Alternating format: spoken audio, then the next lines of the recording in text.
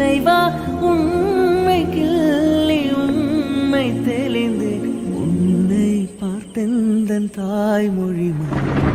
கண்ணாலனே எனது கண்ணை நேற்றோடு காணவில்லை என் கண்களை பறித்து கொண்டுமே இன்னும் பேசவில்லை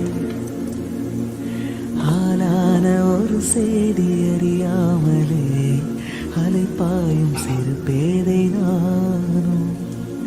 உன் பேரும் என் பேரும் தெரியாமலே உள்ளங்கள் இடமாறுமே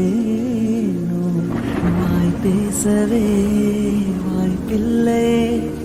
வழி தீர வழி என்னவோ